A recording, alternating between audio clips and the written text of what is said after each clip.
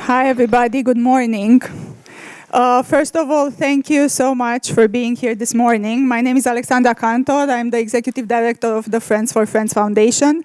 I think like 90% of the people here, I think we know each other already. And thank you very much for coming.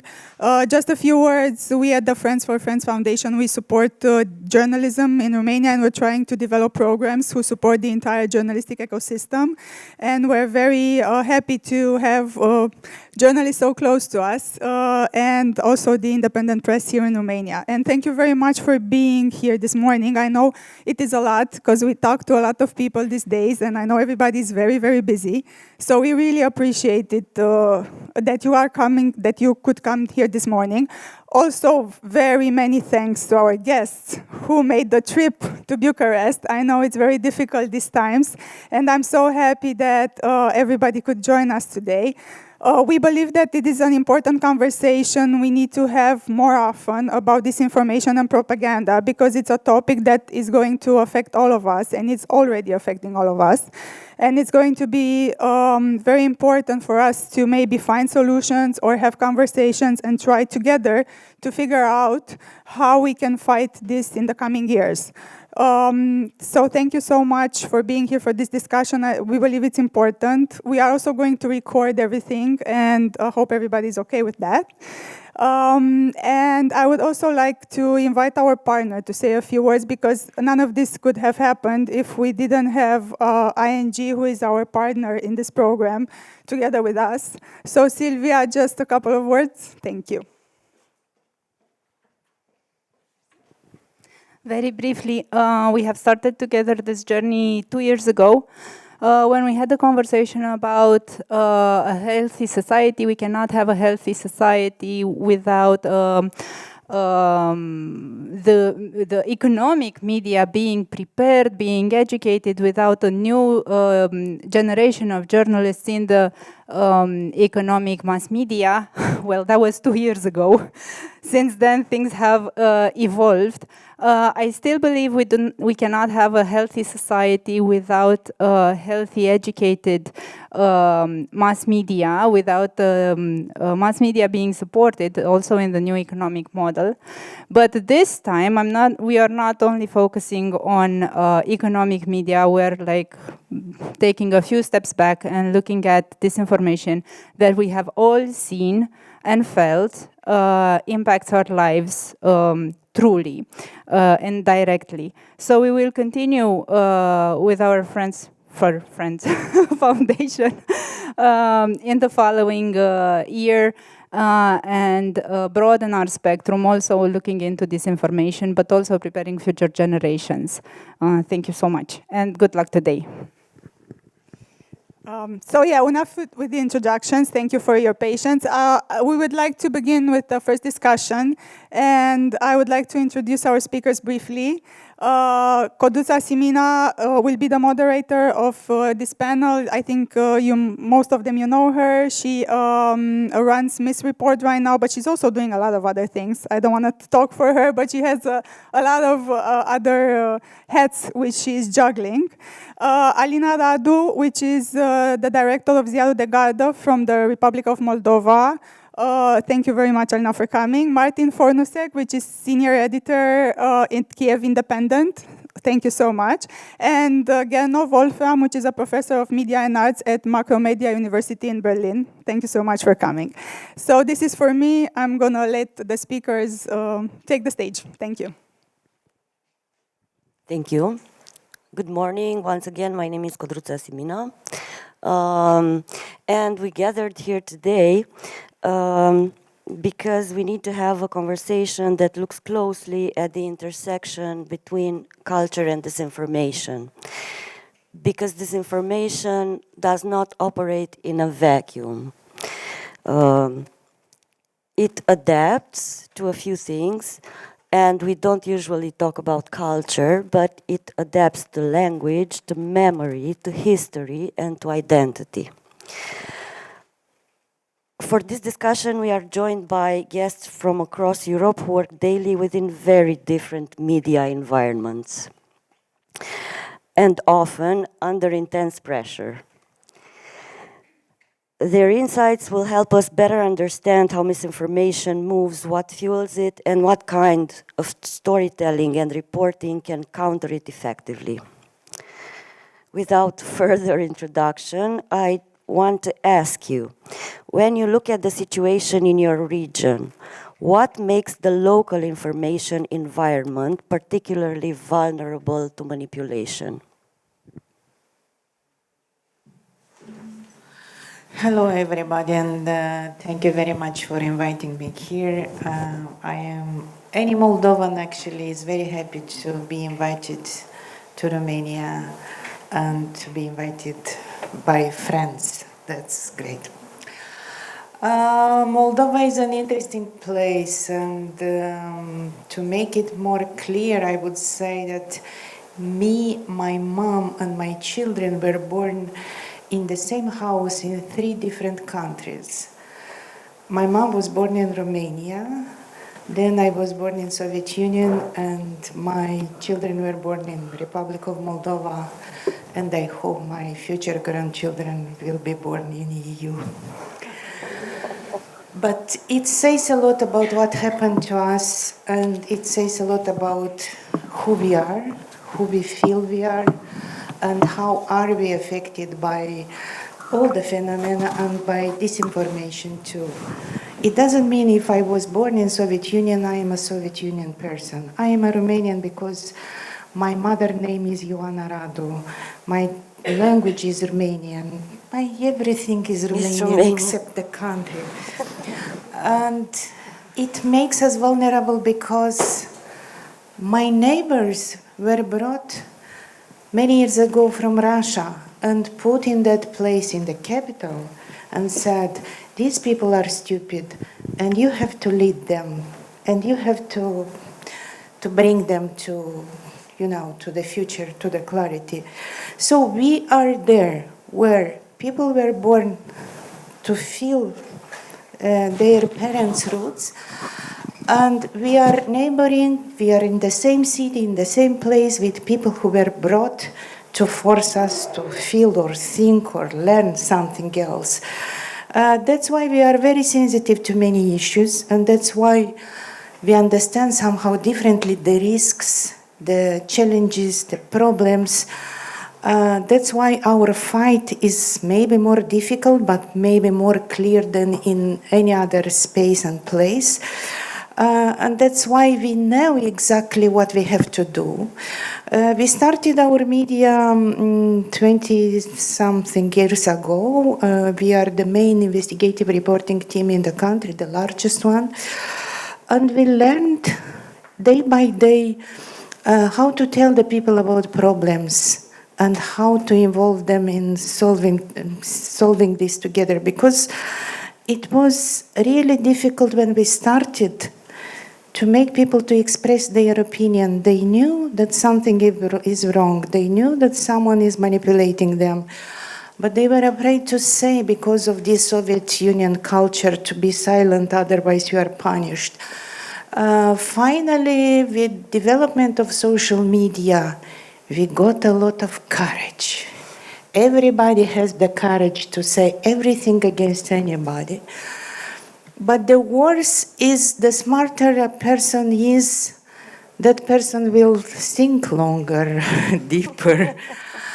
And the lack of education and also some payments bring people to say things that maybe they should not. Or they don't believe necessarily. Yes, yes. And then we see that Russia just used this, paying armies of trolls, paying people to create fake accounts on social media, to promote an agenda that actually is not real, doesn't exist, and can't be, brought to the reality. So we had going through a very difficult times when the best of the freedoms we had built during 30 years are now destroyed by the freedom of internet, if I can say that. We had, let's say, and we built it through many difficulties, the freedom of protesting in the street. You stop me when I have to stop.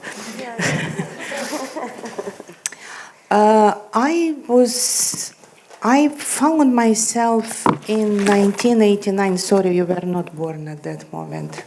I'm not guilty to be older.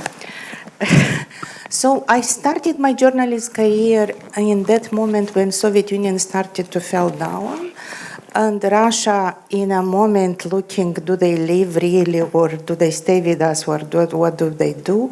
And we were protesting in the street for our identity. We were protesting in the street saying we want our Romanian language back, because it was prohibited to have and to say that you speak Romanian. It was a prohibition. Just as a thing, that was like 30 years ago. Yes. Okay. And we loved to protest and to get what we request for. So finally, the Romanian language was proclaimed official, and we were so happy, and then others and other identity rights. Now, it was like 3-4 years ago, we had a big crowd in the center of the city protesting every day. We want with Russia, we don't want with EU. But if you approach those people and start to talk to them, you see that something is fake. They really don't understand what do they say. What exactly, why do they want with Russia? What is better there? What is worse in EU? You know, when you want something, you understand why. That's why you protest. And I knew very well who are the protesters. They are really smart, motivated, and they want to donate their time and energy to get something for everybody. And we were thinking to do a story about that. But you know, if you have always many things to do as an investigative reporter. And I was surprised to see in foreign media, in international media, title after title. Moldova wants with Russia. Moldova protests to be with Russia. And at that moment I approached a few journalists and said, look, this is not true. What is that title based on? I had been to Chisinau and I had seen people protested in the street, so I have to tell What's to happening, everybody the opinion of those people. And at that moment, we discussed in our newsroom and we said, we have to make a story about these protesters. Maybe they are real, but let's see who they are. And 4 of our protesters got involved undercover, just joined those groups and spent time with them. And we got to what? They were organized in buses, put in buses, and there was one instructor saying, you go that, you say that, you don't say that. If media approach you, you say, I don't talk to you. You only say that you want with Russia, and at the end you'll be paid, but to be paid, you have to take a picture of you together with the group there at the protest, and you should shout what the leader of the protest would say. And you come back, you show me the proof that you had been there, and you have the picture, and you get money. And our reporters filmed everything. We showed everything, even the money. 4 of our reporters got the money. Of the money. Yes, the source of the message and the source of the money. So after that, actually, Moldovan authorities had to ask themselves a question. What do we do now? Because the right and the freedom of protest was something sacred in the constitution, in the society. And now we have to fight with something that was, you know, sacred, but no, it's something corrupted. So disinformation, and specifically paid disinformation, is a really big tragedy of these times. Thank you, Alina. Thank you. First of all, thank you for inviting me. And if we're talking about what makes Ukrainian society vulnerable for disinformation, obviously the answer is proximity to Russia. But it's demonstrated in a very different way now during the full-scale war and before the war began. So before the full-scale war, for decades, even centuries, Russia and the Soviet Union had a chance to try and mold what Ukrainian identity is. And this worked on multiple levels. This worked on the level of history, on the level of language, religion, culture, and these narratives were rooted in the idea, this fabricated idea of some kind of fraternal relationship between Ukrainians and Russians, of this some kind of Slavic unity. So let's say if you want to construct an idea of Ukrainian history, you cherry pick certain points from history, how Putin loves to do it. Like you talk about Kyiv and Rus, then you talk about Pereyaslav Treaty between the Cossacks and the Muscovy. Then you, of course, highlight the cult of the victory of the World War II. At the same time, you left out or twist parts of history that don't fit into this narrative, like 18th century rebellion of Cossacks against Russian rule, etc., etc. And the thing is that the idea of Ukrainian statehood in Russian narratives, in Russian propaganda, exists only if Ukraine is an entity that is affiliated or, in effect, subordinate to Russia. If it is not, it is an artificial creation by Western foreign powers, created as sort of an anti-Russia project by Poles, by Germans, by EU, by NATO, whoever you want. And of course, then you have the level of language. And it is true that a large part of Ukraine speaks Russian, which is a result of centuries of Russification. And why this makes Ukrainian society vulnerable is in two ways. First of all, if you have a large Russian-speaking population, it's easy to reach them through your traditional propaganda outlets. It's easier to draw them into your informational space. They might not even realize it's automatic for people if they speak Russian as their first language. It is simply automatic to consume this kind of content. Secondly, it gives you an argument if you want to portray Ukrainians as part of this the Russian world idea. That yes, they speak Russian themselves. That means they're part of this world space, and if something happens to Russian speakers, we have the right to intervene, to interfere. And yes, of course, there is religion and the issue of the Ukrainian Orthodox Church that is still effectively linked to the Moscow Patriarchy. And again, you have both. It is sort of a platform for your narratives. And again, it's justification of, it's this creation of a united identity sphere that they're trying to foster. But the thing is that these narratives suffered quite a lot in 2014 when the occupation of Crimea happened, when Russia instigated the war in Donbass, and it absolutely dropped among the majority of Ukrainian audience with the outbreak of the full-scale war. I'm not saying that these narratives don't have any draw at all, but it's already reduced to a very small portion of the population. How Russian propaganda adapted now and what vulnerabilities it's using now is the war. And it is focusing on the anxieties, fears, resentments that people feel as a result of the full-scale war.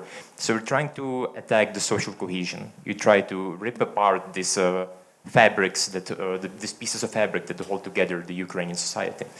And you try to drive a wedge, let's say, between ordinary Ukrainians and communities and the state. So you focus on mobilization, which is now, I think, the prime #1 topic of Russian disinformation in Ukraine is mobilization. I'm not saying that there are not real issues and real problems. Yes, they are. We all have real problems yes. and real issues, because that's why disinformation works. Yes, exactly. And so you amplify the real cases that happen, and then you fabricate additional ones. You try to make this problem more serious than it is. You create this narrative like, yes, people are being dragged from the streets to fight the Zelensky's war in thousands, etc., etc. And one interesting thing that I noticed is how Russian propaganda started working with regional differences. So this has always been the case, like that they try to create this idea of divided Ukraine before the full-scale war, but let's say it was more based on language differences, on voting patterns, on religious affiliations, right? You have the Western Ukraine, which is majority Ukrainian-speaking, there's a Greek Catholic Church, etc., and the South and the East, which is more Russian-speaking, and there's like the Ukrainian Orthodox Church of the Moscow Patriarchate was more present there. But what they're doing now during the war is, let's say you target people who live in the frontline regions and you tell them, look, you are the ones that are on who bombs are falling, drones are falling, and the people in the West are sitting there, comfort, they're having fun. Yeah, they're having fun, they're partying, they're getting rich on foreign aid, of course. And at the same time, you target people in the Western regions and you tell them, why should your sons be dragged away to fight for the war of those people in the East? And I have this anecdote. This was once I was doing a report in Zakarpattia. It's like the westernmost region of Ukraine, like Romania. So I guess some of you know it borders Romania, it borders Hungary. There are Romanian and Hungarian minorities. And we went there to try to figure out, is there some hostility between Hungarians and Ukrainians that Russian propaganda or Hungarian propaganda And Hungary, tries to use. And what was interesting that we heard very few people saying that, like, yes, there are some tensions based on ethnicity. But what I heard from multiple people was distrust and resentment toward internally displaced people, toward people who were driven from the eastern regions and started new life there in Zakarpattia. And the main argument was not ethnical, it was economical. It was because Zakarpattia is one of the poor regions of the country, and many people who came from the east, not all of them, but some of them came from wealthier cities like Kharkiv and Kyiv and Dnipro. And people saw this economic disparity and felt that, like, oh, these newcomers are coming, they're buying of our land, they're taking everything we have, they're strangers, we don't want them here. And it is this sort of like resentment between these two different groups of Ukrainians. And let's say another topic I think will become a huge issue that Russia will try to target after the war is when Ukrainian soldiers get demobilized and Ukrainian men who are abroad come home. And how will these people live together? I think this will be a huge vulnerability for the years to come. Thank you. I noticed you said when the war is going to be over, so fingers crossed. Yeah, thank you very much also from my side for being invited here. I'm not a political scientist, I'm a cultural scientist. And when you ask me about the situation in Germany, then you know it's a very influential country in the midst of Europe. And we have a rising power of a right-wing party, which is really radical. And speaks on the one hand about patriotism, you know, we have to push out all the foreigners and migrants and we should close the borders and bringing back a strong, you know, homogeneous Germany. On the other hand, they have very clear, close links to Russia and to Russian propaganda. And what you said, this is absolutely essential also when I look on my research, is that Russian propaganda is not giving the same story at every place. They're really deciding precisely in which region, also in Germany, they roll out which kind of propaganda. And therefore, perhaps it's interesting to look a bit on the term the Russians are using. They're not speaking any longer about propaganda, they speak about social design.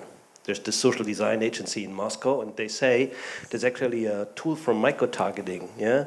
You have a different kind of vulnerability as your neighbor. Yeah? And if I would observe the two of you one day, how you click, what you see, yeah? Perhaps you have a health issue, perhaps you have a psychological issue, perhaps you are caring for the environment, perhaps you have a dog at home, whatsoever.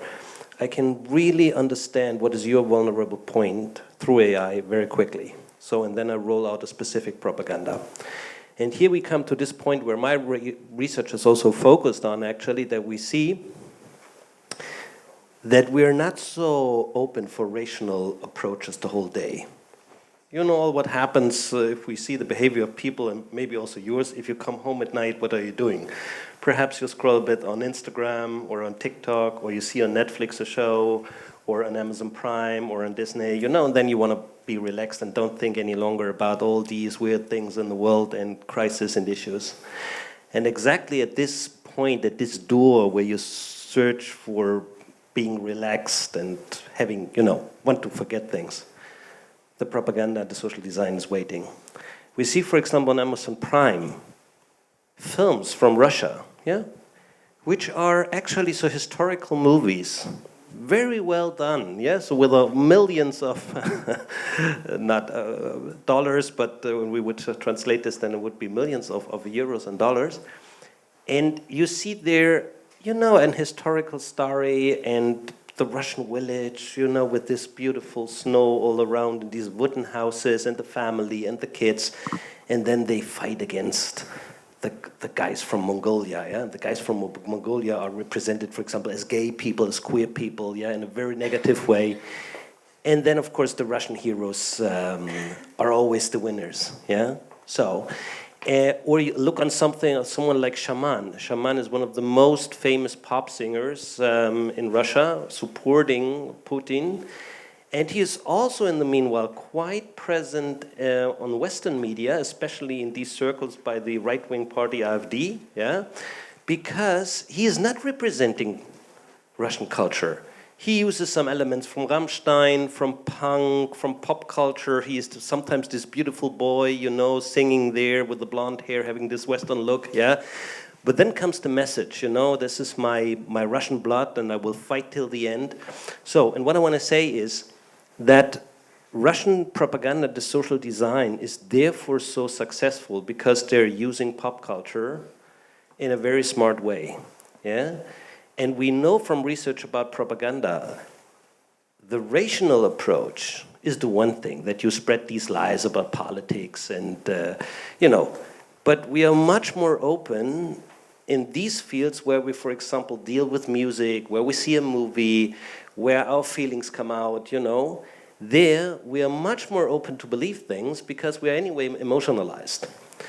And this is the risky saying we can observe that Russian propaganda in Germany, for example, have completely different stories in the former GDR part in East Germany as in West Germany.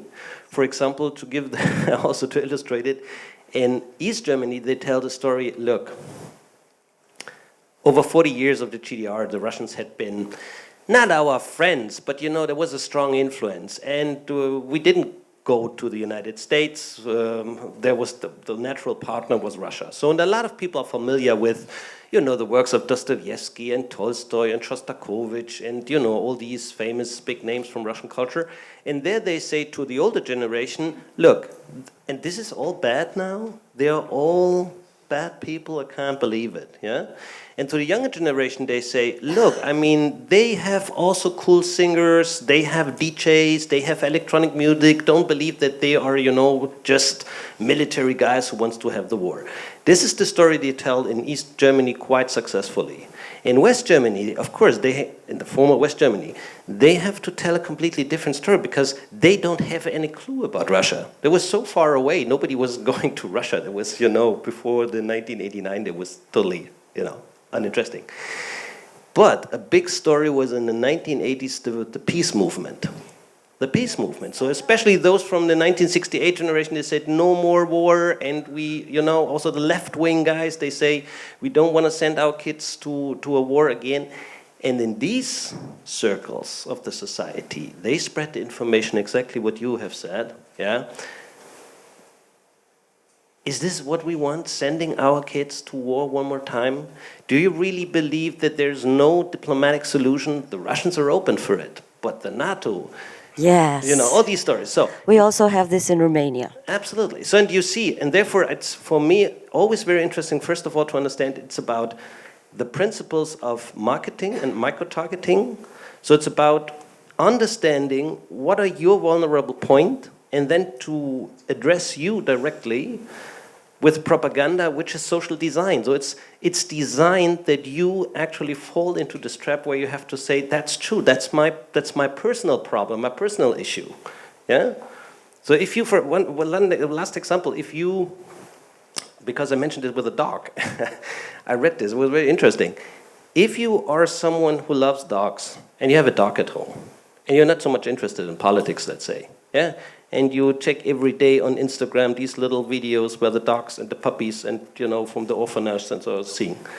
And then I find out as a good social designer, that's your point. And I transfer to you a story about the dogs in the war and how they suffer. and how nobody takes care in Ukraine about the dogs, and how they sometimes eat the dogs, yeah, because they're such barbarians. If you get this story all the time, then you become politicalized in a way, yeah, through this topic of the dogs. And you think, wow, no, I don't want to support this war because I love dogs. You know, and that's the dangerous things. And this, for me, one of the explanations why they are so successful, because we see in Germany that more and more young people, the older generation anyway, but especially young people in the east part of Germany vote for the AfD. And then meanwhile, we're talking about potentially 40% who are ready to vote for a party which is close to Russian propaganda, close connections to the Putin regime, and is absolutely fascistic. Yeah? And that's a problem. You said two very important words or expressions, young people and pop culture. And I would like to ask you if in your countries, the authorities, the state, is aware of the importance of having a strong local pop culture or entertaining information or shows to feed the young people, to tell them stories, or is this an informational space left empty and Russia just comes and fills it with whatever?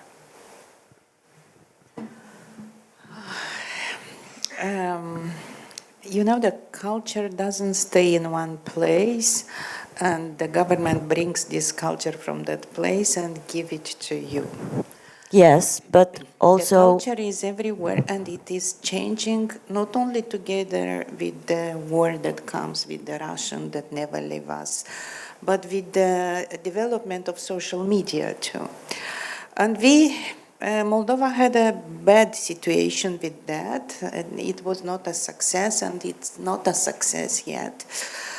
Because when Moldova started as a country, we discovered that we don't have any media in Romanian. The Latin script was prohibited, so we had to learn from zero how to write in Romanian, how to develop any Romanian TV show, anything in Romanian, any radio show, you know, anything. We didn't have any newspaper in Romanian, so we spent a lot of time creating these for young people, but there was a big number of people still speaking Russian because during Soviet Union we all were forced to speak Russian. And they are from other, let's say, ethnical minorities like Gagauz, Bulgarian minority, Ukrainians. And they were left behind because we were so busy by creating shows in Romanian, media in Romanian, anything in Romanian. And we discovered that we left them to be informed and to be entertained by Moscow. It was the easiest, you know, you just open the TV and Moscow comes to you. And Moscow never was scarcity with pouring money in shows. There is every day a show. One of them is named Давай поженимся, Let's Get Married. And people love to see how other young people get married or discuss about marriage, about young men, young women, what do they do, how do they do. And everybody in Moldova, I think in Ukraine before the war too, is watching that show because you didn't have in Romania such a show. We sometimes watch it from Cluj. Oh my God. And that's maybe not a problem, but from time to time that show interrupts and news are coming, and nobody stops the TV because news are coming. Maybe you're not interested in news, but because in 10 minutes you'll see the show, and you know, as they say commercially, don't close the TV because in 10 minutes we come back with the story of Vera, and you know, everybody is happy to, and they listen to the news. And the news are, Putin is brave, Moldova is stupid, Ukraine is a criminal, Europe is totally bad, absolutely, everybody is gay there and against the church and things like that. And sorry, Germany are fascists, very sorry. And we'll... And at the end of the day, we found up a bit late that young people speaking Russian, but actually speaking Romanian, are watching those shows, but they are also watching those news. And now it's the moment when we ask ourselves, how do we get them to have a national dialogue together? How do we get them? Because they are not pieces of, they are not puppets. You take, you're Russian speaker, stay here and learn Romanian. You're Gagauzian, stay here and watch this. Yes. They are everywhere on the internet now. And now the biggest challenge is, how do we go as very smart journalists or governors or everybody who is very smart, how do we get into that bubble of young people speaking different languages, having different level of education and understanding of things, with something that will unite all of us against around the idea of developing a better country for all.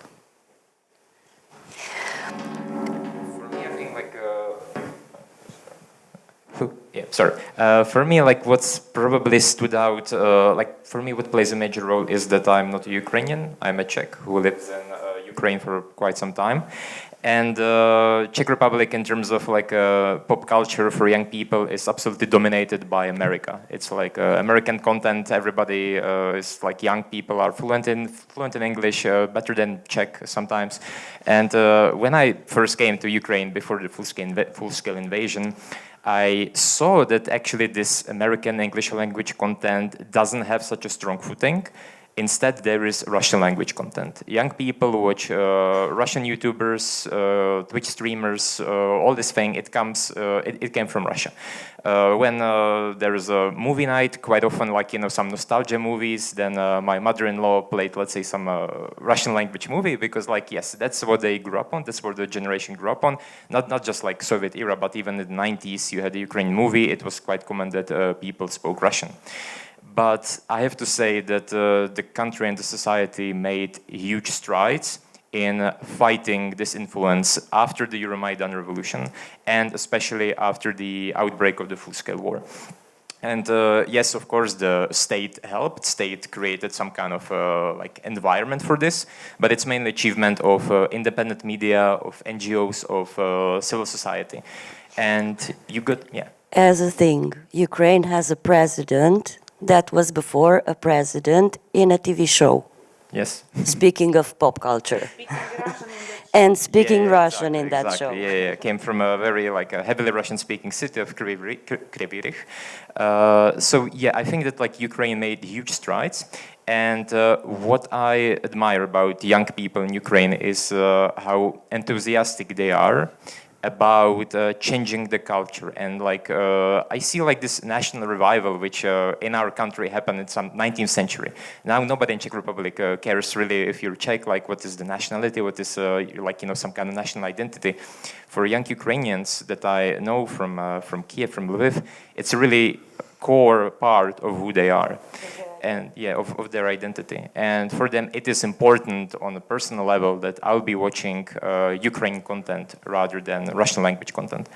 And so yeah, there are, I think, like huge advances that have been made in the past few years. But of course, Russia adapts and again still tries to target like younger audience. Now TikTok and Telegram is becoming a huge problem. When rather than some overt Russian propaganda, you got some subtle messaging, and like yes, you try to reach young people still. So it's an ongoing battle. But the changes I've seen in the past few years were really like inspiring for me. It's a nation being forged into existence. Yeah. That's like the national revival that I see. Like, and I also see people identifying themselves as Eastern Europeans, which is very interesting for me. Yes, we have this like Ukrainians ask me why we as Czechs hate this label and why Estonians want to be North Europeans and Czechs want to be Central Europeans. And like Ukrainians say, yeah, we are Eastern Europeans, but it's like, nothing to be ashamed of. It's just like, I think it's because, historically Eastern Europeans mean something associated with Russia. So like there is a like effort to break that label and say it's not just Russia.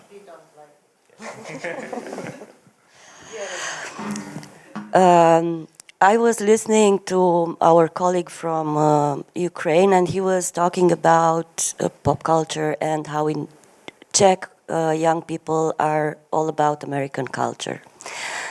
And I remember a time when I was young and I was watching MTV, but I was also watching Viva, which was a German channel.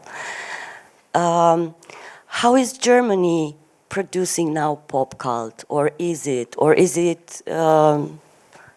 So maybe it's interesting to say, first of all, what is it? How do we define pop culture? Yeah, because this is such a common term. And here it's interesting to look historically back. This term came up in the 19th century in the UK. There was this high culture, you know, the rich people, they went to the theaters and to the opera. And the normal workers actually, yeah, they had some street theater whatsoever. And then they start to buy these very cheap little penny dreadful papers, so these are crime stories, yeah, for 1 penny. And there was about crime and also about sexuality sometimes. So, and there was really, so let's say the educated people felt disgusted. Yeah, they said, "Wow, what's that?" And this is actually the hour of the birth. Or there was the origin of pop culture, or the culture of the people, of the underdogs. Yeah, of those who are working every day. So, this is important to understand that we see in pop culture exactly this message until today. This is the reason why hip-hop and rap became so successful, because it was coming from poor people, you know, in the outskirts. Yeah, there was not so much money in New York, in these, you know, areas, and they started to tell their frustration, their anger, right, and then that became a powerful instrument and is mainstream in the meanwhile. So that's important to understand why pop culture is always playing with this underdog and outsider attitude. And this is what propaganda is using, yeah? And why pop culture is such a good tool for disinformation, because you can always tell, look, these professors, these well-educated people, those journalists, they're all getting paid. The elites. Yeah, the elites, they're all getting paid. They sit there with the microphones and tell with their weird language, yeah?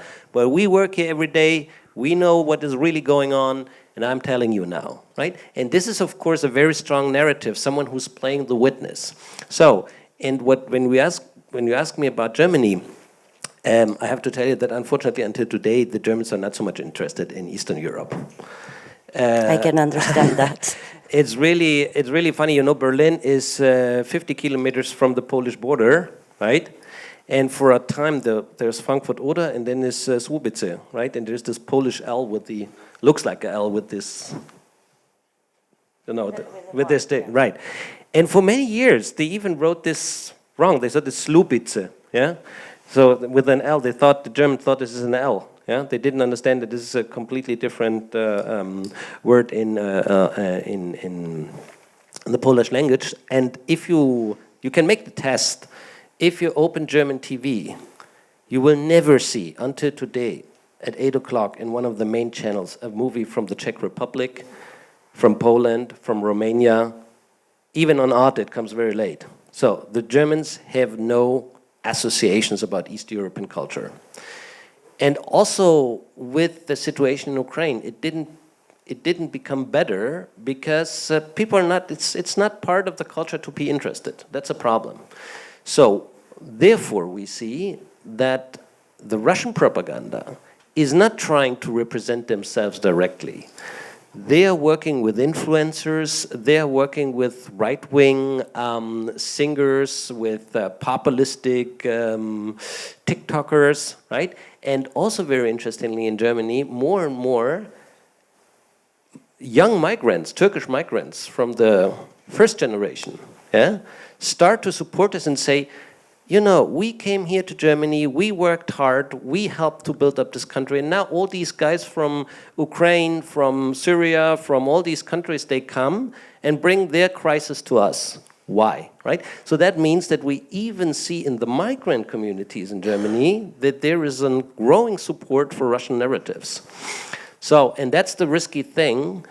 And also when you say with American pop culture, which is, I would say, still very dominant also in the Czech Republic. Look on guys like Tucker Carlson. Look on so many people. The Tate brothers. Right. Even on dating portals in the United States, they start to spread now propaganda. So what the Russian propaganda, and also, I mean, not only Russia, also there are other countries as well, but when we talk about Russia, then we can see that they translate their messages through local influencers. Cultural proxies. Yeah.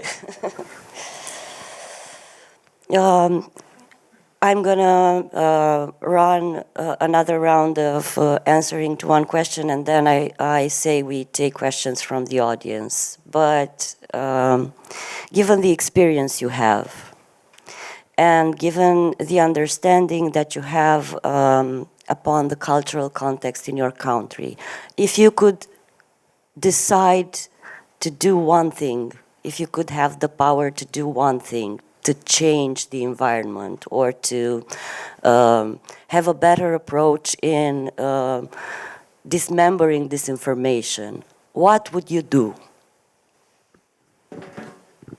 If I have the power, I would like to unite people around the truth. I remember at one of the protests, we were filming and asking those people who were like against, protesting against EU. And I remember our reporter approached a woman and asked, why are you against EU? What happens? How do you understand? What is exactly bad? And she was crying, literally crying with, and saying, I want that Maia Sandu, Moldovan president, takes the plane and the plane crashes in the ocean and the sharks eat her. And she was very specific. She was crying. She had a real pain, a real fear. She had a fear. And this fear was brought to her by years of brainwashing and by someone who was telling EU is bad, and the bad comes to you. And there are real people thinking that European Union comes and takes your land, takes your house. If an European touch you, you change your sex. Yeah. So, of course, some people are paid, and this is a huge business. So my wish is to end this business with disinformation, really to end, and to bring somehow a correct source of information in the front of everybody, so everybody has an opportunity to understand what is a fake, where is the real information, and then after being correctly informed, we all unite together and decide what to do. So maybe some media literacy and a bit of regulating the social networks would do that? Yes, of course. We lack totally any regulation on social media, and this is now a problem for the entire world. We were used that Russia decides. Now we see that Russia decides with the help of social media. And this, if you look at the list of 10 most rich people in the world, they are the managers and the owners of social media. What? The 10 richest people in the world will decide what we can say, who can say, and who may manipulate more because they pay more. And the rich want to be just to get more money. They don't care about a tiny Moldova. Some of them might not know that we exist. They want to get money, and Russia is ready to pay money not for building toilets for Russians. Russia will pay money to kill Ukrainian and to kill Russians in Ukraine also, and Russia will pay money to disturb the minds of Moldovans, of Georgians, of Belarus people, of Armenians, and many others. So media literacy, but stopping the crimes of social media, meaning managers and owners of social media and Russians or any others who take use and advantage of this by paying money. Thank you. So I would say I would have two answers. One is regarding Ukrainian audiences, and the other would be foreign audiences, because as a English language media, this is our target audience. So for Ukraine, I think that the key sticking point is, and for a long time will be Telegram, the messaging app through majority of Ukrainians take their news. And it's really, really, really difficult for journalists to fight Russian disinformation and misinformation on this platform, because we just can't match their volume. We can't match the amount that they produce. Ukraine can't regulate it because it's owned by Pavel Durov, and the European Union won't regulate it. So exactly. Like it's not going to happen, and also like you can't ban it, because still large part of Ukraine population is dependent on it. For example, if there are strikes happening at the moment, it is Telegram where you get the message like, how far is the missile, do I need to run to the shelter or not? And for people in occupied territories, Telegram is often the only connection that they have to the like free Ukraine. So this is like this is a problem that I don't have any solution to, and I don't know like how to fix it.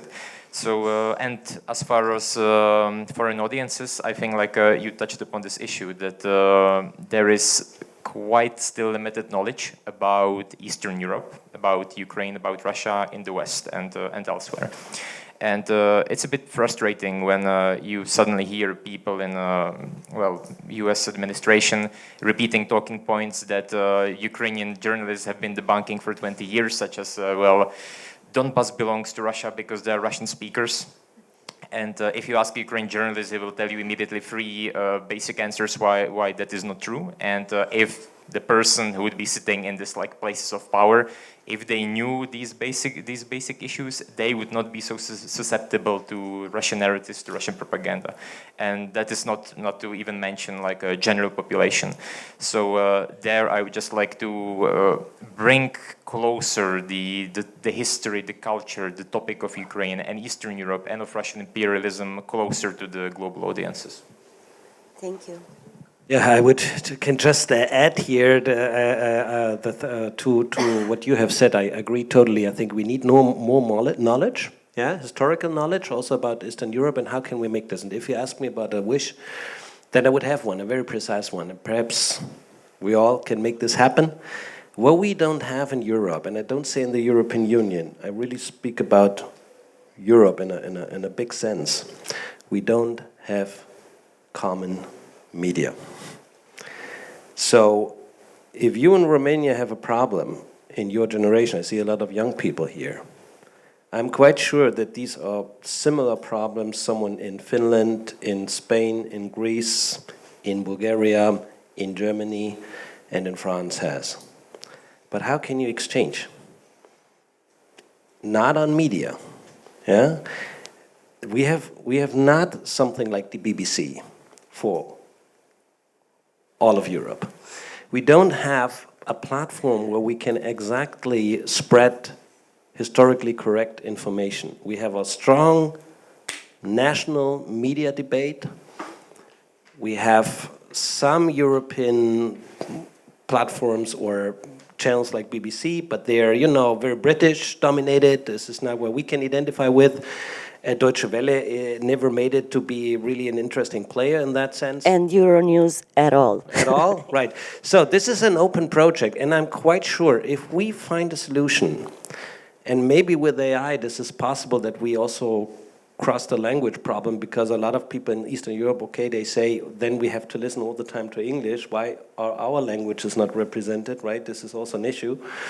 But let's think we have a European platform of young people who don't want to read disinformation, who are interested in valuable culture, in interesting concepts, who are interested in historical facts, evidence-based information. That means that we are speaking not about opinions. Yeah, I think then we have a chance to unite people. And I mean, we are over 500 million people in the European Union. And this is a strong power, and I think most of these people don't want to be infiltrated by Russian propaganda. They want to have a free and wealthy life. Yeah, so I think that the good reasons are on our side. Yeah, and last point, I would a bit disagree with you to blame all the time the big tech companies. Yeah, because we all use them. We are the clients. In that moment where we wouldn't use them, or we would go to alternative offers, they wouldn't have that power. I mean, you don't need to need WhatsApp. You could use Signal, right?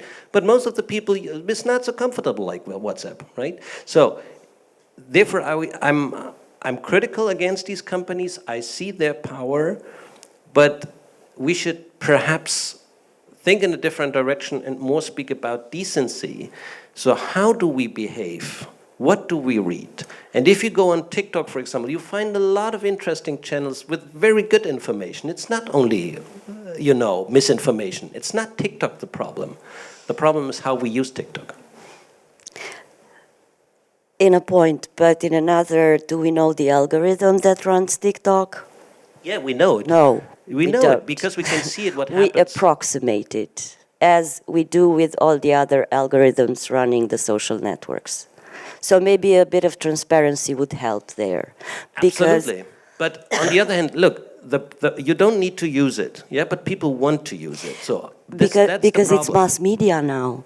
Yeah. It is. But this is the freedom. This is in a democratic society. People can choose what they want to use. I just want to don't want to argue in this paternalistic way that we tell people, look, I mean, you are overwhelmed by the big tech companies. But we're not telling that, because we were talking about media literacy. Yeah. I think people, when they go on social networks, they don't have the right understanding of what is this place where I'm going. But Alina, please. I was talking from the perspective of a small country and poor country.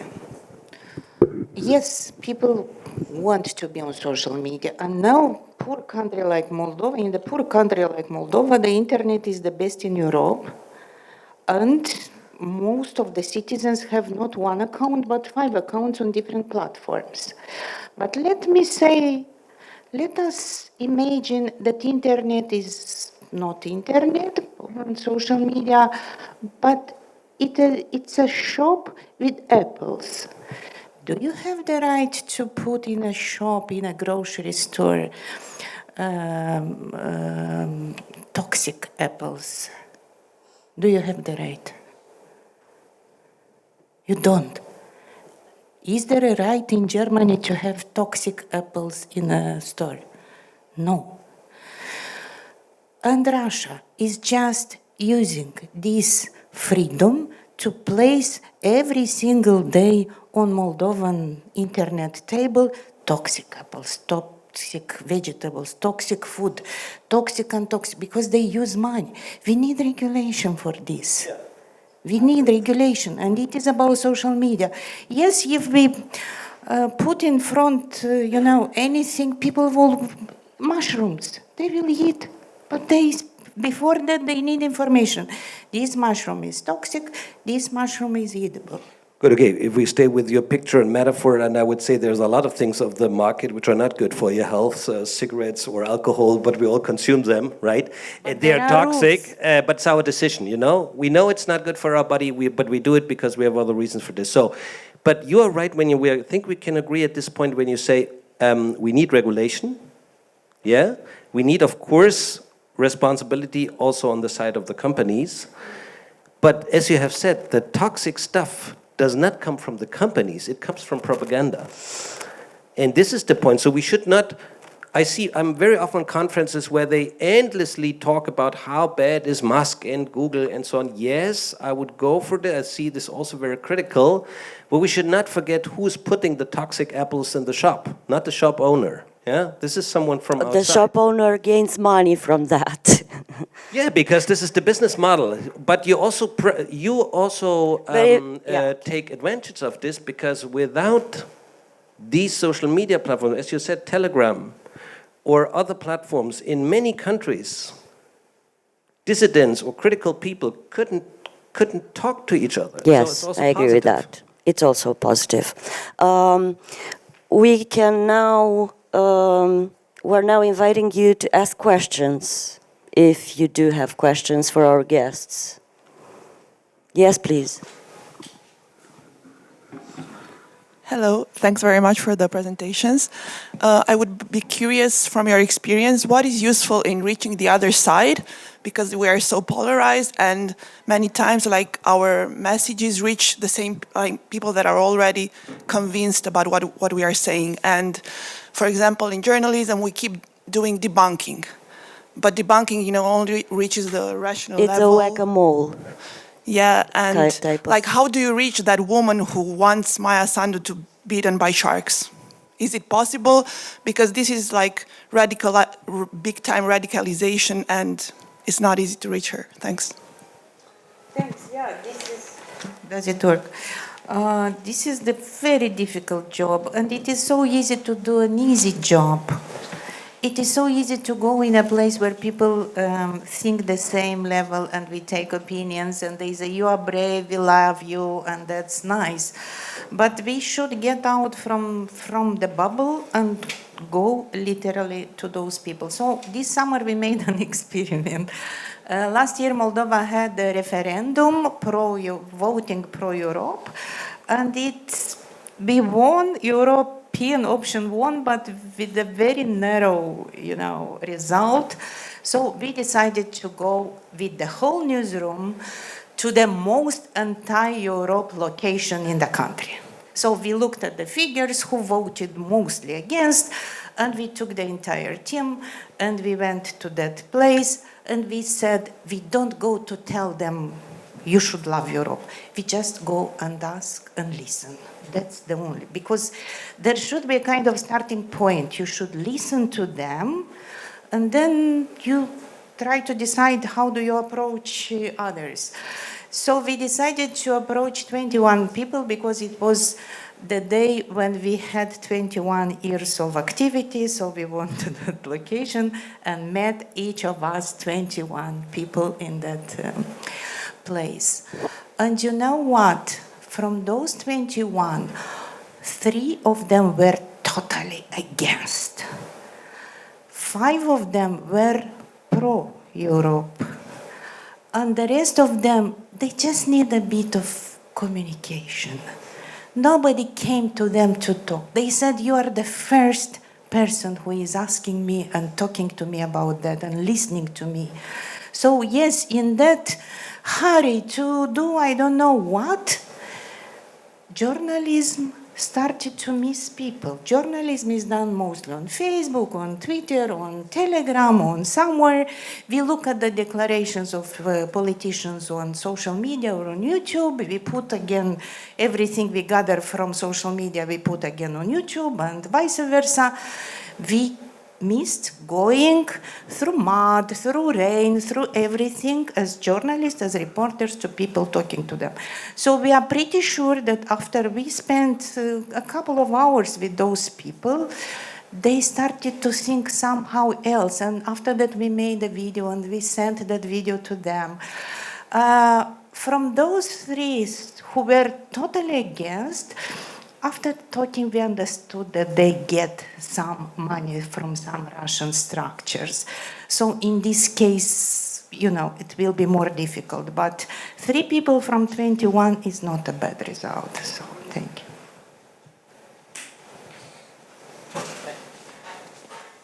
So this might sound strange for me as a journalist, but I think, unfortunately, the sad fact is that there will always be some segment of population that you can't reach. For them, this position is part of who they are, it's part of their identity. There was a Czech documentary made recently where they took 3 people who were very staunchly against supporting Ukraine, who were consuming Russian-friendly media content. They brought them to the frontline regions, they brought them to a situation when there were bombs falling on their heads. Not a single one of them changed their opinion after this trip. And unfortunately, this segment of population will always be there, but I think what we need to work with is the silent majority. It's the people who don't have some strong opinion regarding Russia, regarding Ukraine, and this is the people that we need to reach. I mean, when I'm talking about foreign audiences. And you need to work with them constantly. Like in 2022, there was a huge surge of solidarity with Ukraine, and people just took it for granted that people understand, yes, this is the aggressor, this is the one who was attacked, and that this basic sense of morality will stay with people. Unfortunately, only a year later, Russian propaganda adapted and started working with this silent majority, giving the arguments that fit their narrative. So it's like constant work with these groups and understanding what keeps them interested. So you have to talk differently to a person in England, you have to talk differently to a Democrat voter in the US, you have to talk differently to a Republican voter in the US. I was talking with a British historian, Timothy Garton Ash, once, and he gave me an example that if you want to explain to a British person why they should care about what happens in Ukraine, you say, well, they're fighting the new Hitler. Putin is the new Hitler.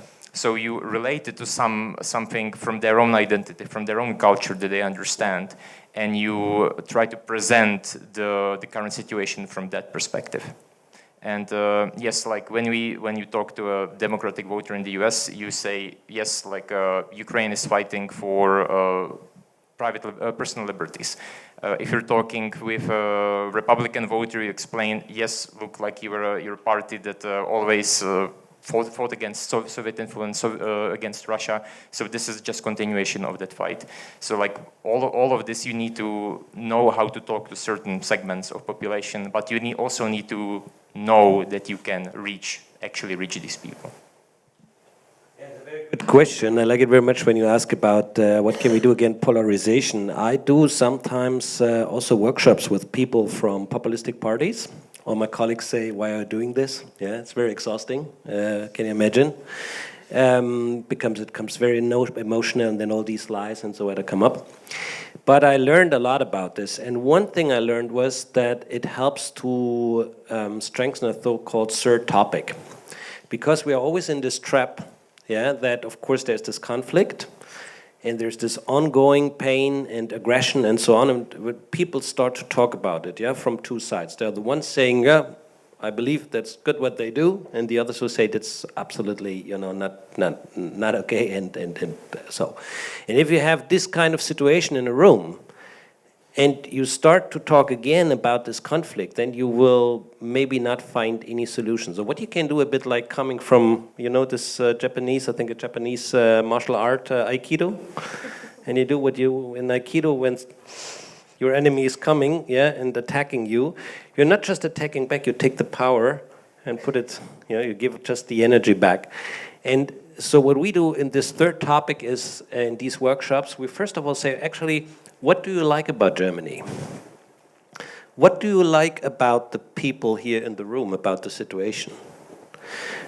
What makes you a Democrat? What is the difference for you between democracy and dictatorship? So, and then you let these, let's say, manipulated people think about something else. And this is mostly opening something, and you are leaving this, conflict sphere where they're not willing to move. They're always staying here. And so with this third topic, you can just, let's say, loosen a bit this very harsh situation, and then you can talk about, actually, when there are some topics on the table, for example, freedom. What does freedom mean? Also to accept the freedom and opinion of others. What does human rights mean? And so on. And then, at least we're not changing the world, yeah. But in these workshops, at least, we made the experience that people who came with very aggressive positions, yeah, and very, with the will to fight, left the room, much calmer, and came back to a kind of, let's say, dialogue position where you at least can start to talk and not fight. Basically, what Socrates did like 2,500 years ago. Okay. Other questions? Or do you have any follow-up questions? Sorry. Yes, please. It's not necessarily a follow-up question. Okay. But I was also curious if you think that like censorship functions, like for example, if you ban Russia Today or whatever, some websites, as you did in Moldova, like is it functional because We did it in the European Union. yeah, but like because you can reach these websites via other methods like VPN or. Yeah, or Telegram. And they will create this victim position that, we are censored. And I mean, even in Romania, we have this law which has not been applied, which prohibits, for example, fascist content. And these people that have these ideas, they have argued that, they are fighting against us, we are the victims, and so on. So, I mean, it has these two double-edged sword. As a person who suffered from censorship, I hate censorship. In my younger years, the TV stations where I was working didn't pay me the salary because I said during that month for 8 times the word Basarabia.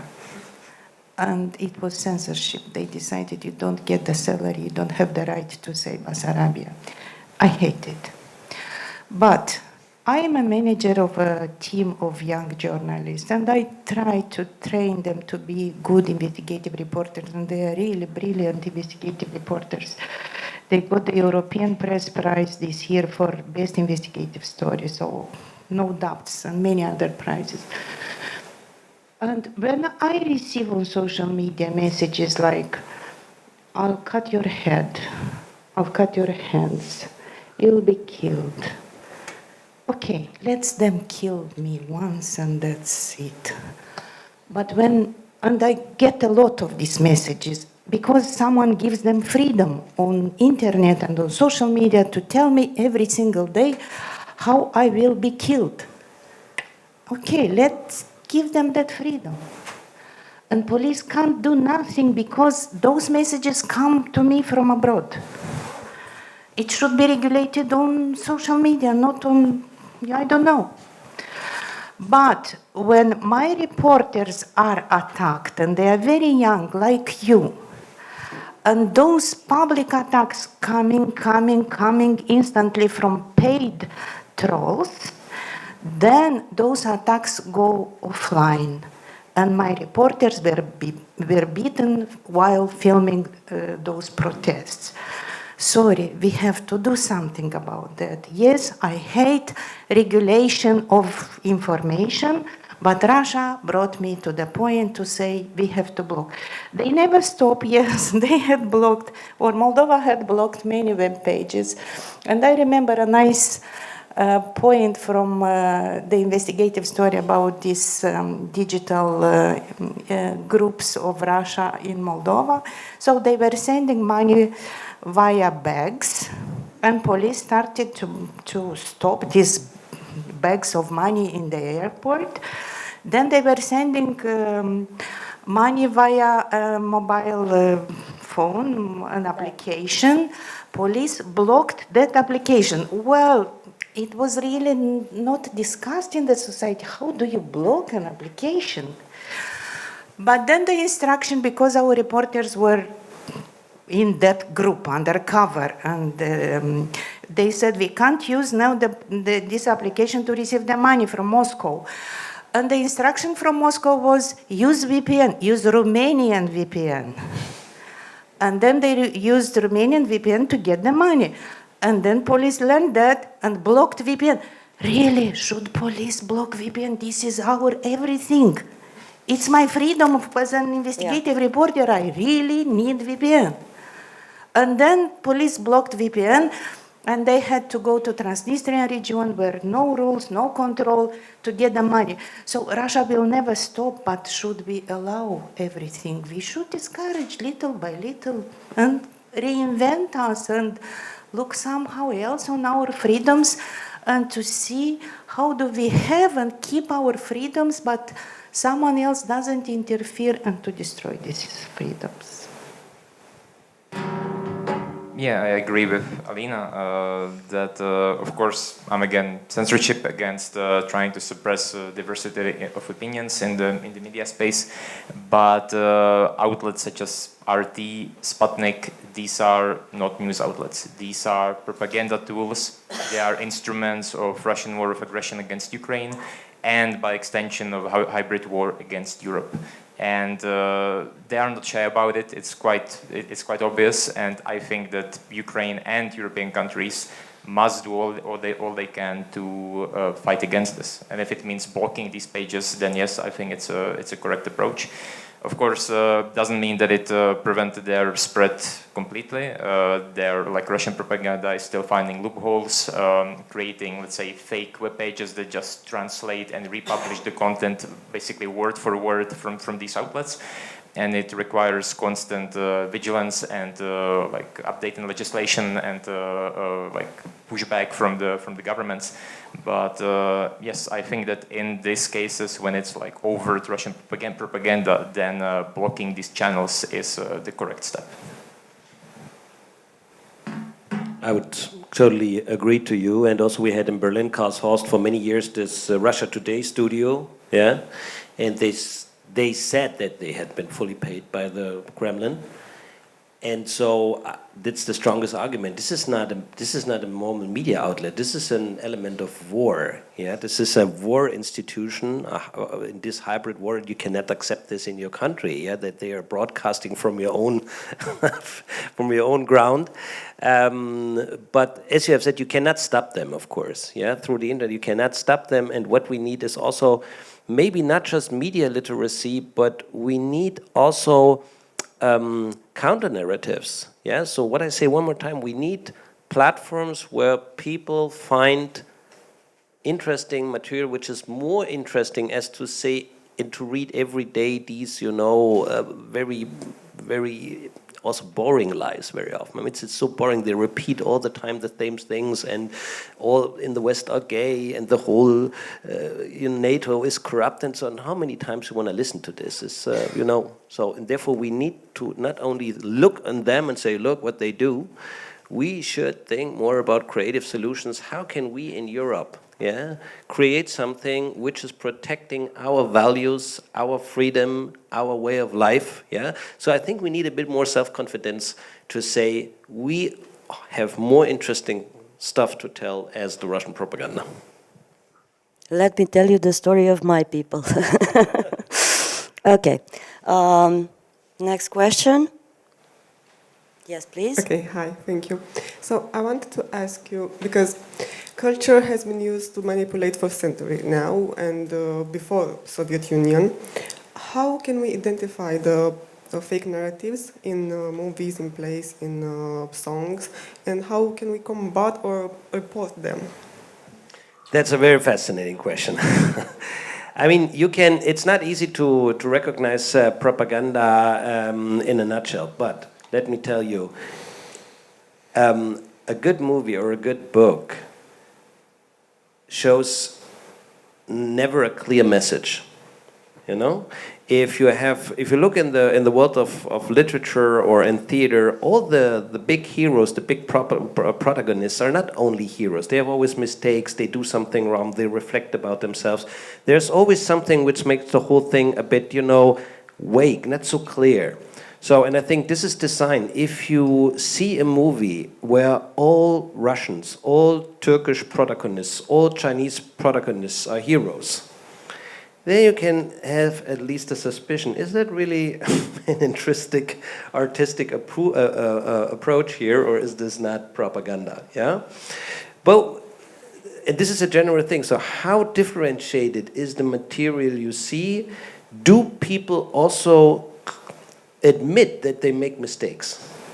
And I think that's the good thing about quality journalism, that we always say, when we make a mistake, we can say, that was wrong, right? And we publish this. Or we can speak about that we perhaps see something wrong. The same in science. Yeah? If you have the better argument, I'm the first one who would like to tell you, okay, I'm convinced, better argument. So, and I think that's the vulnerable point of propagandists. They never can say that they make a mistake or that they had been wrong. And if you follow specific cultural formats, songs, movies, poems, who always say, yeah, even, you know, this time of patriotism here in Romania or in Germany, when they always said Romania is the best country of the world and Germany is the leading nation, then you know that's not art. This is pure propaganda. Even it is coming from a patriotic feeling. Every country who believes this is the best country in the world, this is, maybe they can think that, but this is of course propaganda, yeah? Because it is, I don't have to explain this, I think. So, and therefore, if you ask me, always look on this vulnerable point, is there any point of self-criticism in this whole story? Or is it a pure, clear message of, here's the good thing and there's the bad thing? And that's also what I like about, for example, in Ukraine, about the media landscape. There are a lot of articles also criticizing Zelensky or criticizing the administration over there. And that's when they always say, yeah, this is also propaganda, what they do. No, if you read the newspapers, then you see there's a lot of criticism. And try to find this something similar in Russia. May I say a few words? I remember when the war started in Ukraine, for a half a year, I couldn't watch any movie, anything, just couldn't open Netflix, anything. The only thing I could watch on TV was a couple of Ukrainian programs, and that's it. I just couldn't, I can't explain. I am fluent in Russian, and I was listening together with my husband a lot of Russian music, because when we met, it was about Russian, and there were some Russian bands like Mashina Vremeni, which was a kind of revolution to young people at that time. I couldn't listen anymore, even to Mashina Vremeni. Mashina Vremeni, how do we say? The machine of the time or something. And I couldn't read anything in Russian. And then I started little by little to ask myself, well, when will you accept to read, to watch? There are writers, musicians, art.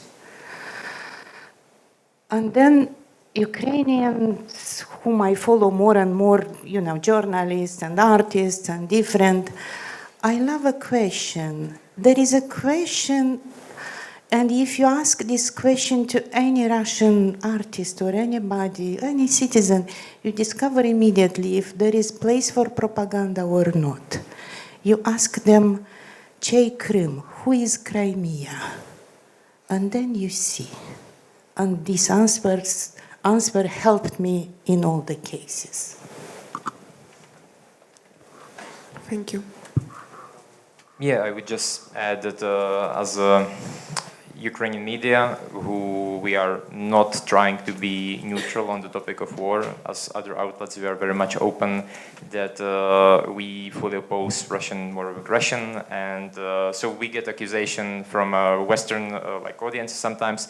Well, you are the Ukrainian version of RT. You're just like a Ukrainian version of the pro-state propaganda. And it's like the first argument is exactly as you said. We do criticize the government. We do call out the authorities when there's like misconduct, as it was this year with the crackdown on anti-corruption agencies, and try to search equivalent of that among Russian state media. You won't find an example of that. So yes, I think that the key part, is there any criticism of self, which is exactly as you said it. If that's lacking, then yes, this is obviously propaganda.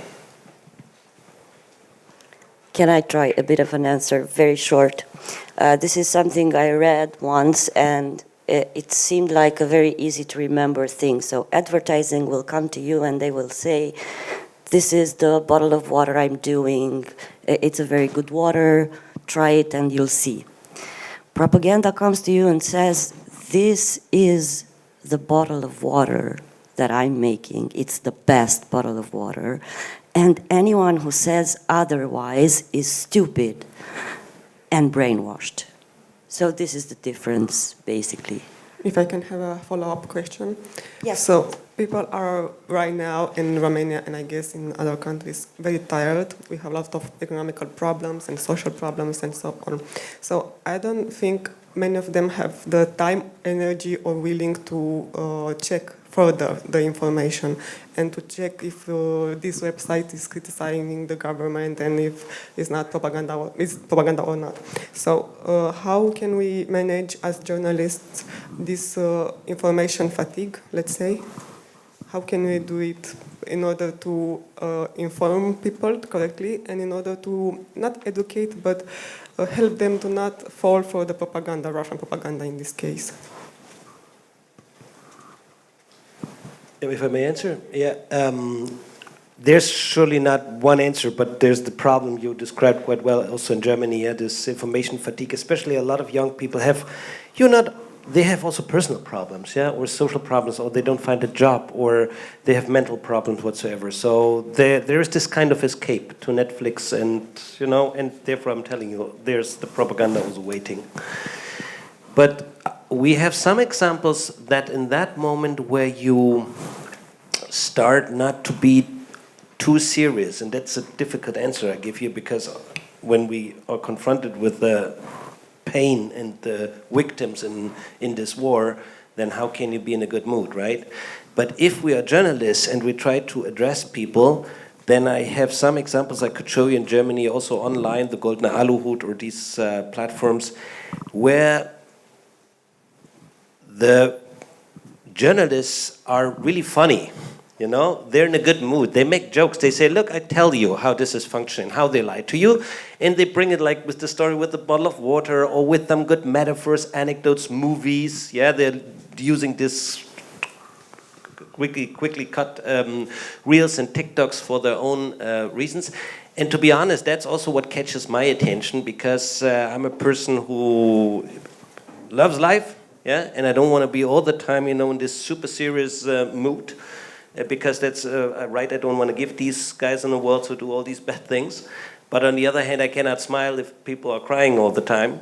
So, but what I can do in my work is to spread a bit the spark of inspiration and to tell people, look, this is also fascinating to fight against it. We can make fun out of it. Think of this famous movie by Charlie Chaplin about Hitler, yeah?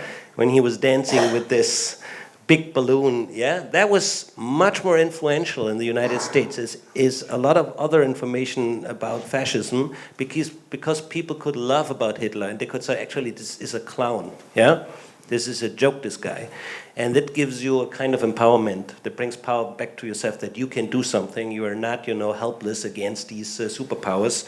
And also by the end of the day, we will laugh about Putin, because by the end of the day, he's a small man who will not win this thing, right? So, and that's the good thing. We should have more Charlie Chaplin and some entertainment formats also on our side. Yeah, I would just add to this that I don't think it's just necessarily like a humor and entertainment, but just the human side of the events, of what's happening, even when it's sadness, even when it's anxiety, fear. So let's say what we were doing with Kyiv Independent is that we started recording ourselves when there is an overnight strike on the cities, and showing our daily routine, like watching when the missiles are flying, preparing to run to the shelter, just a scene when you're running through the street and you see the siren blaring above you and the sound of Shahed. And I think that this helps explain people more than just a simple headline would. Like, we get really, really immune toward headlines over time. If we see for 100th time that yes, 10 people were killed in Ukraine in overnight strikes, it becomes nothing, it becomes a number. You need to give these numbers a face, a sound, a real concrete feeling. You need to have real concrete people for which you can connect to them. I'll answer from the perspective of our media, where do I work.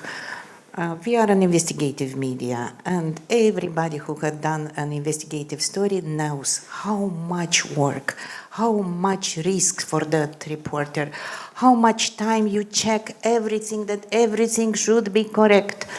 And at the end of the day, you publish, And there is a little number of smart people who care about and read, and few of them give a share, and that's maybe it. Where are others people? They are following influencers, shops online, many other things. The life is beautiful. And we were struggling with that, thinking, how do we bring audience to learn about these real topics? Because before the war, corruption was the real topic. Human rights violation is a real topic that affects, if not today, tomorrow it will affect you if you are not informed. And I remember February 2022, when the war started. We follow the data, how much people read us. And in February 2022, Ziarul Gardă, our outlet, our web page was top number 1 among all web pages in the country. Number 1. It was a kind of wow. People finally altogether got a problem. There is a war in Ukraine, not in Moldova. But nobody knew, will the war come to us, not stop in 3 days, in 3 months? Nobody knew. So finally, people following everybody, reading about flowers and perfumes and everything, they knew there is a source. When they need, they will come to you. So the rule number 1, don't give up. Don't think that people are, you just stay, reliable, constantly telling people the truth. And when the moment will come, they will come to you. After that, we are in top 10 among all web pages in the country, commercial, everything, top 10, an investigative reporting outlet. This is very important. And you should know, we are, I think, the only one in the country that has every single day the most important news about war. 3 years and a half, every single day, we report about the war in Ukraine, and people didn't leave us. They follow us even more. So we have just not to give up. We have to be strong. Thank you. Maria Ressa, I think, said, hold the line. Yeah. Do we have any more questions from the audience, please? Yes, please. Actually, I have 2 questions because having a helicopter view, because I also work in the corporate world, people are interested in facts, but as you said, we live in an emotional world. So which would be the ethical dilemma of a journalist having really interesting and concrete data about a story to make it more mundane, more common, to make it shareable? Because at the end of the day, even a press agency has the profit margins to look and salaries to pay. So do we sell our soul to the devil in order to deliver a message? It's a very good question. I would say you can do both, and I really like what you said to this. Hold the line and wait till the moment comes where people really think what you do. This is the one thing. So we need to keep this track of being serious journalists, having really serious outlets, and even discuss money. But you're right. You have always the CEO, the guy with the money, saying, "Yeah, but this costs money," and not perhaps so many sees it, and so on. We have some experiences in Germany that.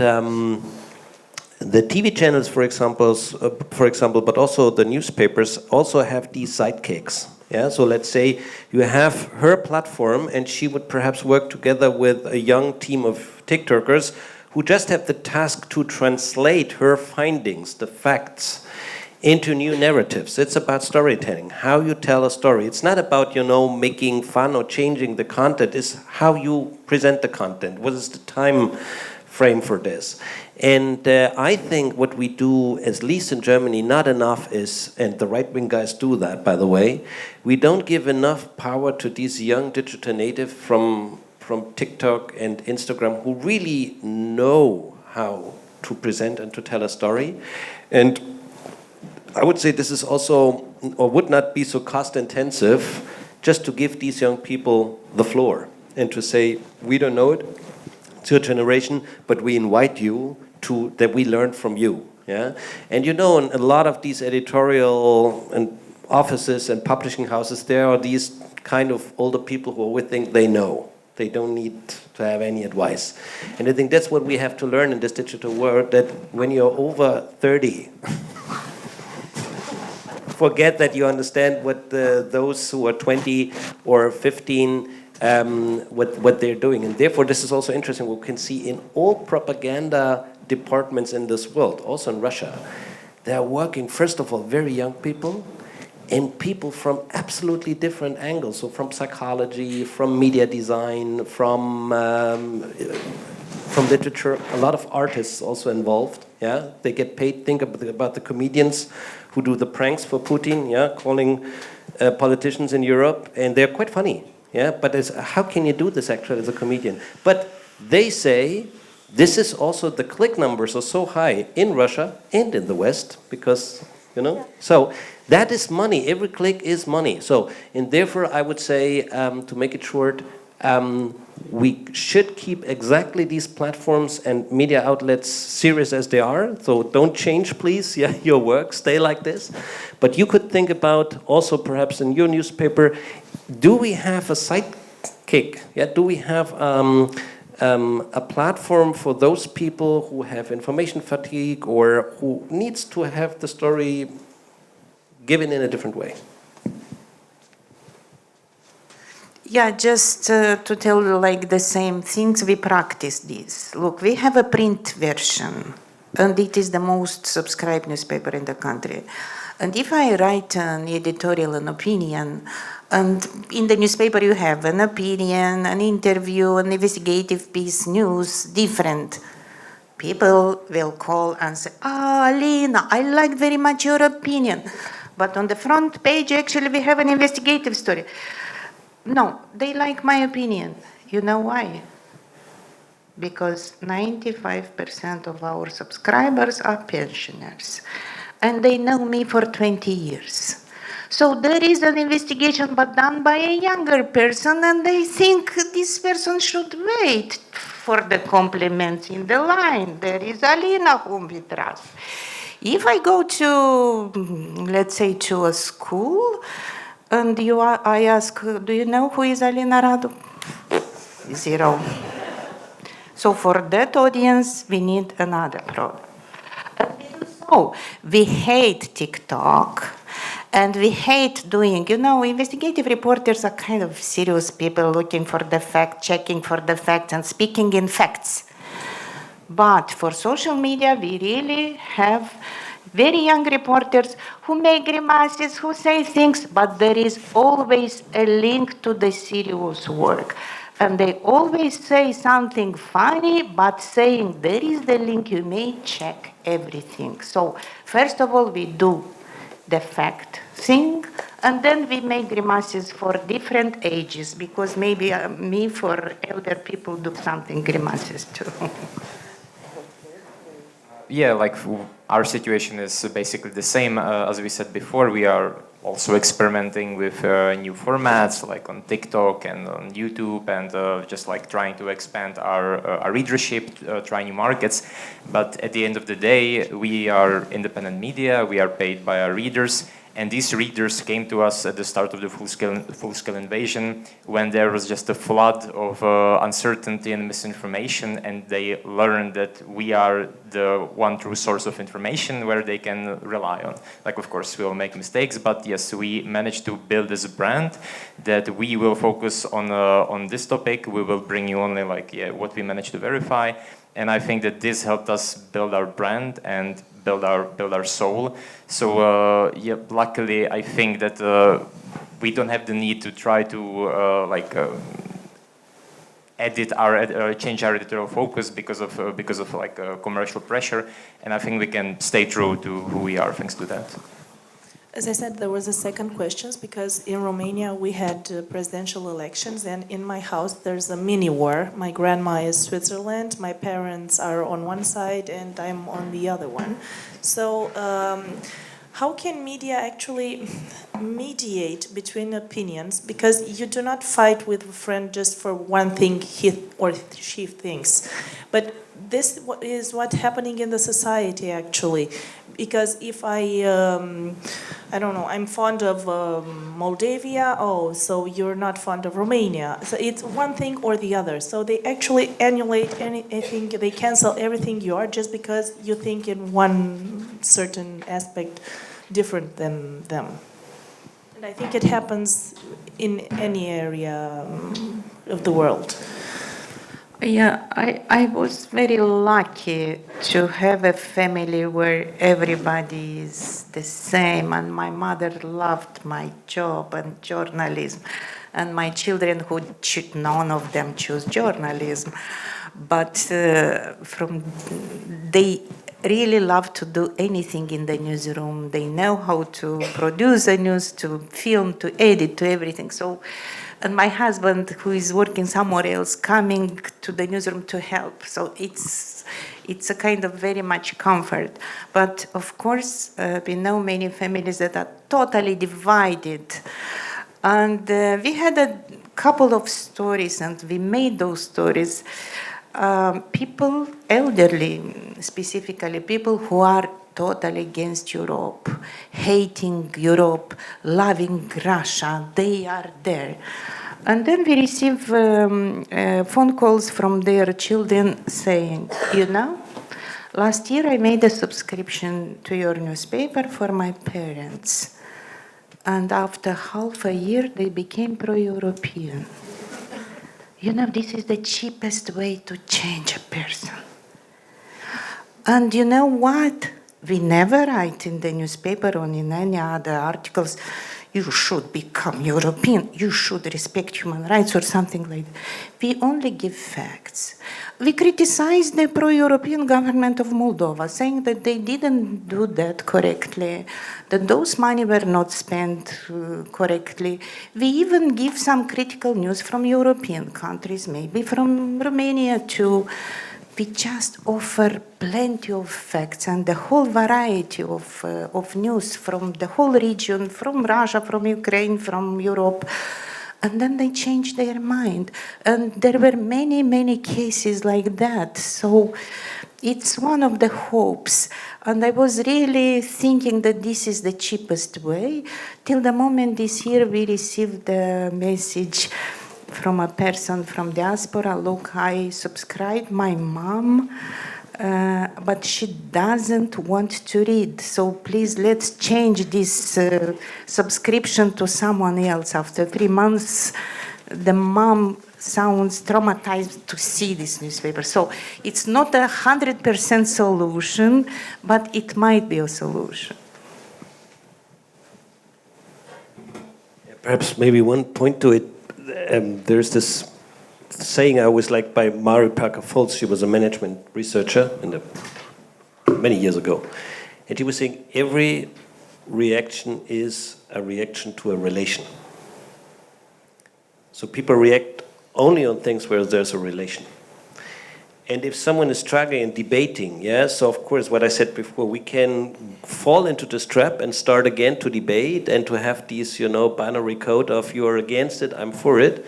But more interesting is to ask the question, okay, what is actually the relation behind it? So is this that you are concerned about your country? Are you concerned about your future? Is it really a political discussion? So step a bit aside from, and don't fall into this trap of, if someone is telling you, in Germany we have this all the time, let's say in a meeting, the Russians have a point. If this is starting, I hear, okay, I can now fall into this trap and say, what point? Because then you have the debate and you hear all these, stereotypical arguments, that Putin is defending himself and so on. Or you can just stop and say, okay, what kind of relation is here in the room to this sentence of the speaker? And you can ask, okay, about what you are concerned. What is actually your topic? Yeah. So, and then you can guide people actually to the point where you see they are not interested in Russia when they speak in Germany about it. It's not about Putin. It's about something they have, a topic they have with their country, with Germany, with German politics. and they search for attention. Because if you're in a room and say, if someone would sit here, yeah, and say Putin is not such a bad guy as we all think, then there would be woo-hoo, yeah, and this guy would have the full attention. And if this is what people are looking for, right? But if you ask yourself, what kind of, this is a reaction, what kind of relation is here? Is it really someone, is it a troll? Can be, but he wouldn't sit here on stage. He would even sit there. Is it a troll? Or is it someone who has an issue with Romanian politics or with being a citizen here or being a citizen in Germany? And so that can help a lot if we're not falling into the trap to react all the time on the things people say, but just wait to think, okay, what is actually behind?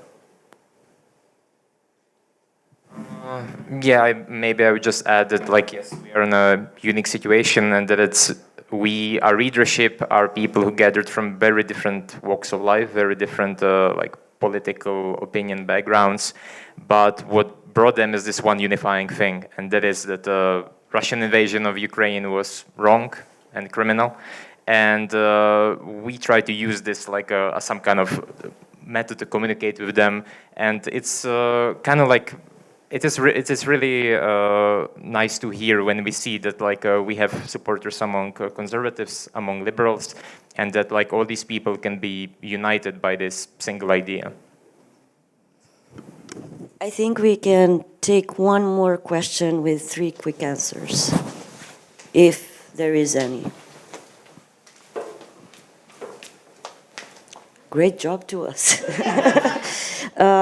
Okay, but really quick, if you could recommend one habit for a journalist today that enables him to deal with disinformation, because we also fall for disinformation. But if you could recommend one habit for journalists. You should always take the temperature in the society. Meet real people, and then you'll understand what happens. I would say that like if it's for us also not to fall victim to disinformation, misinformation, I would say stop, take a deep breath. If you feel that this is like eliciting certain emotions, that that this is targeting on certain like your vulnerabilities, take a deep breath, double check it, look at it again, and try to look at a different perspective. And maybe you will see that there's like more angles to the story that like, yeah. I'm not any longer a journalist, I was one, but in the world of today, I would say that was not possible at my time.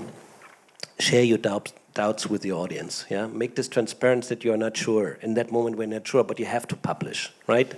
Then I think this is something which is appreciated if you're not saying or pretending that you are sure if you're not sure. So sharing your doubts and make this a quality, I think this can be a way. Thank you very much to all of you, and thank you for the audience and for your patience. We will have a break and then this event will continue, but thank you very much for being here and sharing things with us. Thank you.